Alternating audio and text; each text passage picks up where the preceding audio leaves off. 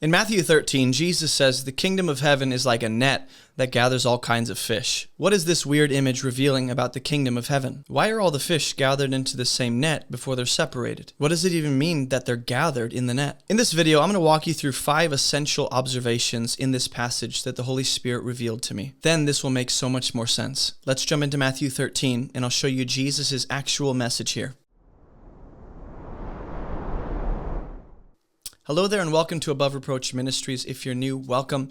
A few things before we get started. Number one, if you'd like this video and it blesses you, actually like it. Subscribe for more content like this. Secondly, we have a whole series on Matthew that this is just a small part of. And if you'd like to catch up, go do that, as well as watch our daily devotional videos that complement these teachings. And then third, check the website for this week's corresponding Bible reading plan, as well as reflection questions. And then lastly, every Thursday night at 8 p.m. Eastern, we have a group study discussion on our Discord server, which you're welcome to join. So starting in verse 47, we'll make it down to verse 50. This is a smaller message. Again, the kingdom of heaven is like a net that was thrown into the sea and gathered fish of every kind. And I just want to consider the other images Jesus has likened the kingdom to. A farmer throwing seed, the owner of a field planting wheat, but tares pop up, hidden treasure, a pearl of great value, leaven that grows, a mustard seed that grows into a massive tree. So this will be the last image, technically, in the parables of Matthew 13 that he uses. I just want to be thinking, what do they all have in common? What is the common thread that runs through all of these images? Well, he says it was gathered, all the fish, and when it was full, men actually drew it ashore and sat down and sorted the good into containers, but he threw away the bad.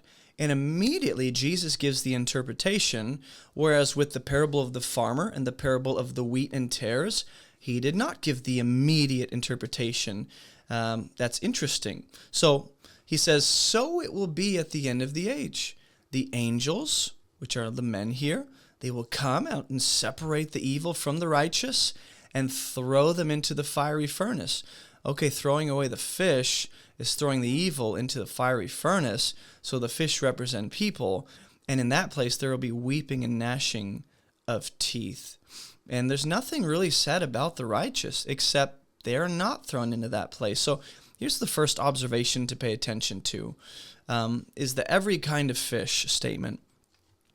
This is similar to the earlier parable that started this chapter about the seed being scattered across a plot of land on all kinds of soils. Now we have every kind of fish, which might have some connection to the Gentiles, which some have suggested, but I think it's more appropriate. This is just my own understanding.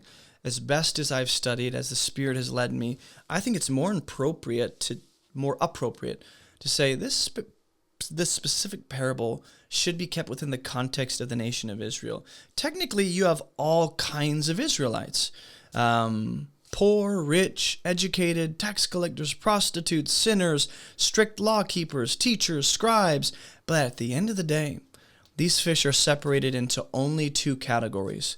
Not by gender, not by occupation, not by economic standing, not by intellectual standing, it's good or bad, as we've seen with the good and bad trees, or the good and bad hearts, or the sheep and the goats, or the good and bad that are brought into in the parable of the wedding feast, brought into the wedding hall. So we're going to see this language come up even more throughout the parables of Jesus. But I would just like to suggest, as much as this may refer to Gentiles, right? Because if we keep it local and say, this is primarily about the nation of Israel, then what we don't have here is the final judgment where all people stand before God across human history, right? And I know that might be somewhat frustrating for people, and you're like, give me evidence. I'm just going to talk through a few things. Maybe it will become more convincing to you. The second point is how the net is cast into the sea. I just want to consider, because in Matthew's gospel, it's like, I've seen a few things cast into the sea. I want to think about where else we see that image pop up and within different contexts, and if there's any overlap or connection here, right? So in Matthew 4:18, we have the disciples that are casting their nets as fishermen before Jesus calls them, right? So in that context, they're doing what they've known for their whole life. Jesus calls them to come and be fishers of men. Matthew 8:32, with the demoniac, we saw Jesus take the demons, cast them out of that man or the two men, and they go into the pigs, and the pigs just fly right into the sea, and they're drowned. The language there is they're cast into the sea. Matthew 18:6, within the context of faith, Jesus says, look, whoever makes, or not the context of faith, that's Matthew 21. In the context of discipline and judgment, in Matthew 18:6, he says, whoever makes any of these little ones sin, it's better that that person be thrown with a millstone and cast into the sea. In Matthew 21:21, Jesus says, hey, after cursing the fig tree, and the disciples are like, whoa! He goes, hey, calm down, guys. If you have faith the size of a mustard seed, you can say to this mountain, be thrown into the sea or cast into the sea, and it will be done in faith. So those are the other 4 examples we see of something being cast into the sea. Here's why I bring it up. There's 5 occurrences. 4 of those 5 occurrences is within the context of judgment, and it carries a negative connotation.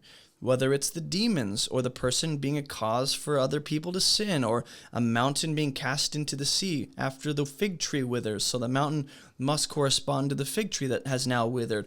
Or here, the net is being cast to catch in order to separate and bring judgment. Just something to consider. You know, the disciples are called to cast nets, be fishers of men. That will involve, as Jesus will say later on to Peter, he'll say, you know, on this rock I'll build my church. Not Peter, right, but the truth, Jesus primarily. And he'll tell Peter, you know, whatever you bind and loose will be bound and loosed in heaven. He'll say that to the disciples again later on in Matthew. And it's kind of what you would do with a net. So I just want to be considering how they're commissioned to be fishers of men. There is binding, there is loosing, there is a sense of bringing division. And here's the third observation, is the filling up of the net. It says when it was full. Right? So when we read a parable, we want to go, what does this correspond to? What does this represent? In this parable, there is a maximum amount. Once that limit is reached, it's time for judgment. So the judgment seems to be initiated by a certain number of fish filling the net. What we want to ask is, what parallel is Jesus making to the net being full? Some have gone to Romans 11 to say this is the fullness of the Gentiles coming in before the final judgment of all humanity happens. And though that is a reasonable correlation, I'm not sure it's the most probable one, or at least the most primary application for this context. What we want to figure out is if this parable is speaking of a specific end, right? What does it mean for the net to be full in our world, in our in reality, and what is that end? Is it the full amount of people entering God's kingdom throughout human history? Is it the full measure of people to inhabit the earth? Once the earth has reached max capacity, once the kingdom has reached max capacity, is it possibly a measurement of something else? If we're thinking about it, the net is full of both bad and good. And I'd like to suggest that the net being full doesn't necessarily speak of any number of people entering the kingdom or any number of people filling the earth, but simply it speaks of the time God chooses to bring judgment. And specifically, there's an eye toward Israel, the generation of Jesus' day. I believe that's what's primarily in view here. And some of you take issue with that. It's like, is it only about Israel? Well, within the immediate context of Jesus, as a prophet, just like the prophets of old sent to Israel, yeah, that is his main audience and the immediate, the soonest judgment that's coming from his vantage point. Doesn't mean it necessarily has to be only about that, but it's primarily and at least firstly about that. Maybe you didn't know this, but we create all of these free resources to supplement your faith and to strengthen Christian communities around the world. If you're looking for biblical content to use for discussion in your groups, churches, or one-on-one discipleship, consider using my book Fruitful, or any of our different Bible series playlists, or track with us through our current study. Maybe even consider starting an ARM discussion group, which we actually have a weekly men's Bible study here in Spartanburg, South Carolina, if you live nearby to join. And we also have a deeper Bible study discussion every week on our Discord server. Check the Discord event schedule for the time and day. You can find all this info on abovereproachministry.com, as well as on our weekly email. So join the email list to stay updated every single week, and let's get back to the video. So, the net does catch good and bad, which if you caught it, it doesn't just draw good, so it can't be once the kingdom is full, it's, well, whatever is containing the good and bad. And it's helpful to remind you that in Matthew chapter 8, verse 11 and 12, Jesus said, "Many will come from east and west to essentially be with the patriarchs in the kingdom, but the sons of the kingdom will be thrown into the outer darkness." Just like the bad fish are removed after being caught in the net, right? We should make that correlation. Matthew 21:43, Jesus says, "The kingdom will be taken from you and given to a people producing its fruits." So the kingdom being taken from a person might be synonymous with a person being taken out of the net or being taken out of the kingdom, pulled out in that sense. Just like we saw with the parable of the wheat and the tares, God removes all causes of sin from within his kingdom, which means these sinners were once considered to have some measure of access to the kingdom in a previous form or phase of redemptive history. So let's remember that the separation and the judgment doesn't happen until the net is full. And I'd like to suggest, if we're going, well, what does the full net represent? I think it actually speaks of sin filling up to the full before judgment comes. And the reason I go there is because Matthew 22:10 is the parable of the wedding feast. Go read that on your own. Eventually, the wedding feast is ready. Those who invited were not worthy. The king says, "Go invite as many as you find." The servants went, and they gathered both good and bad, just like fishermen, right? So the wedding hall was filled. Now we have a filled hall, just like we had a filled net. But when the king came, he saw a man there who had no wedding garment. This is the bad fish. And he said, "Friend, how did you get in here?" And that's the question we're all asking. Yeah, how did those people who never had faith, seemingly, who never had like a legitimate place in the kingdom, how did they even end up here without a wedding garment? He was speechless. And I think this represents what we see in the parable of the net. And you go, that doesn't say anything about sin. Well, what God or the king here is doing is removing the person who does not have adequate covering. Think of the righteousness of Christ that comes through faith. This person seems to be lacking that. And this is what Jesus is looking for throughout his ministry. I'm looking for faith. He isn't finding it. So this person somehow is in the feast or attending the wedding banquet. They're in the wedding hall, but they're not adequately dressed. And so the consequence is they're cast out, removed. Matthew 23:32, Jesus says this. He says, "Woe to you, scribes and Pharisees." And he goes on to say, "Y'all think you're so cool, huh? Saying we would have never killed the prophets, but you seem to identify with the people that did kill the prophets. You witness against yourselves that you're sons of those who murdered the prophets. So you're going to continue what they started and bring it to its full." Verse 32, "Go ahead, fill up then the measure of your fathers. How will you escape being sentenced to hell?" The generation of Jesus, as we've talked about time and time again, I don't want to beat this dead horse, which is a violent image to begin with. We need to change that. I lost my train of thought. I need to go back because the dead horse thing got me. Jesus is saying this generation is going to take the sin of previous generations further to the maximum level. And it's like there's a cup that's going to be filled up. This is a common image of the Old Testament.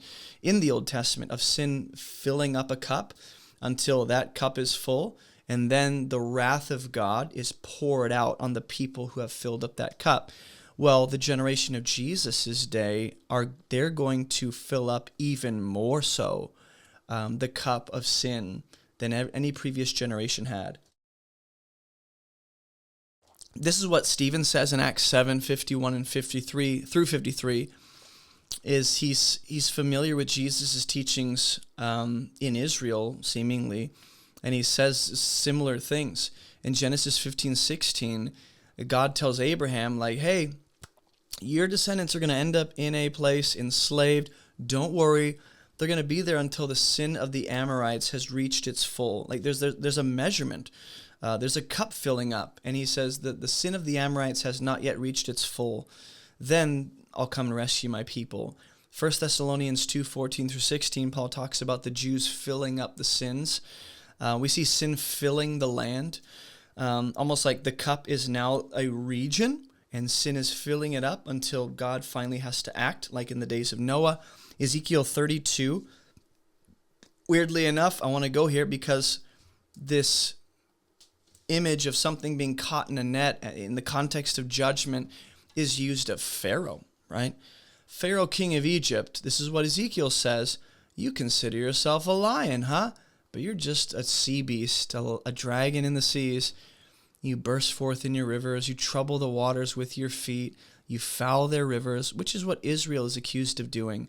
Bloodshed, violence, wickedness, rampant evil, condemning Jesus to the cross. And God says, I'm going to throw my net over you. Okay? So it becomes an image of judgment in the Old Testament.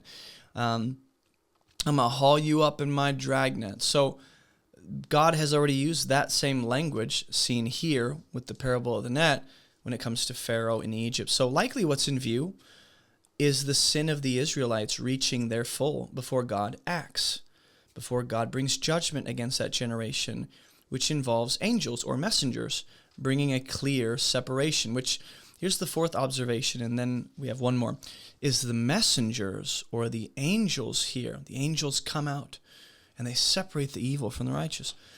So here's the fourth observation, is the messenger angels. This judgment has been described in all kinds of passages already, and the angels are said to be doing the separating of the evil from the righteous at the end of the age. And we just have to remember the Greek word translated angels in our English language just means messengers. They're not always spiritual beings dispatched from heaven with a message. They can have an angelic nature, but they can also be physical human messengers. So in this context, some have suggested that these are human messengers, the apostles, who are doing a kind of separation of the evil from the righteous.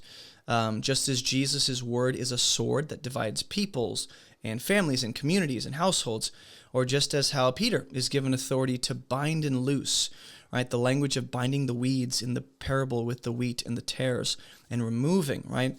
That this authority to separate by the word of Jesus is given to the apostles. You've heard of workout programs that help you achieve your physical fitness goals, but have you ever heard of a program that helps you achieve your Bible study goals? Think of it like this. In the same way that you target specific muscle groups and become capable of lifting more weight, there are actually specific Bible study skills that you can target and develop for greater depth and biblical comprehension. That's exactly why I created our 12-week Bible Workouts program, where you'll start from ground zero to develop 7 key Bible study skills that are crucial for proper Bible study. And to celebrate the release of this new program on November 10th, we're having a free 7-day Bible challenge throughout the entire month of November. In this challenge, you'll take a brief look at these 7 Bible study skills. If you need some fresh fire and motivation for your own personal quiet time, this is your chance to get back on track. Every day you'll be sent a unique hand-picked scripture and a specific Bible workout that will help you develop a solid foundation for deeper Bible study. This will train you to read the Bible the way that it's intended to be. And whether you're a new believer or a longtime Christian, this challenge is going to bless you. Sign up for the challenge on the homepage of our website or click the link in the description of this video, and I'll see you in that challenge. All right, let's get back to the video. So I'm sure you're wondering, well, if they're already gathered in the net, though, doesn't that already mean the gospel has already been preached and rejected or accepted, and they've made their decision, and once they're in the net, they're locked in their decision? How could the gathering into the net and the separation afterwards both be the preaching of the gospel? And that's a fair question.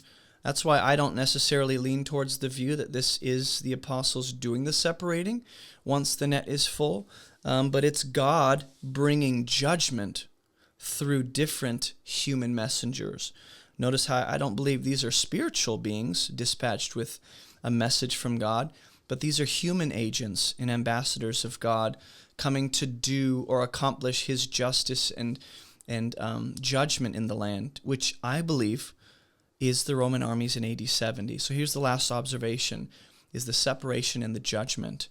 I believe the Roman armies are being used by God as his sifting instrument, his weapon of judgment and justice. But we might also consider that it is angels possibly behind them executing the justice of God through the Roman armies on that generation. And so it could very well be both physical messengers and spiritual messengers doing a kind of sifting.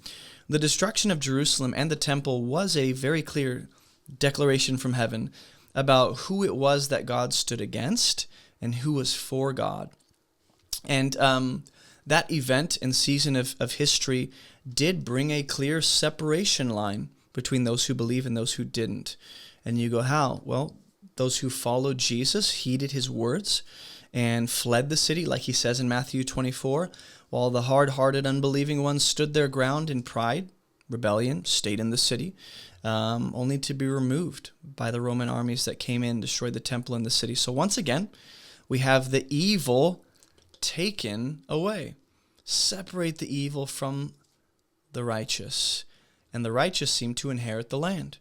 So my current view of this parable is that it does not refer to all humanity across time, as if this is the final judgment, but this refers to the immediate judgment that's coming in a few decades upon that generation through the Roman armies once Israel's sin has reached the full.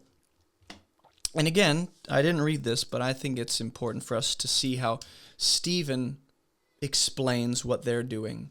He says, you stiff-necked people, right, post-resurrection, uncircumcised in heart and ears, consistent with the parables of Matthew 13, you always resist the Holy Spirit. Whoa, interesting. As your fathers did, so did you.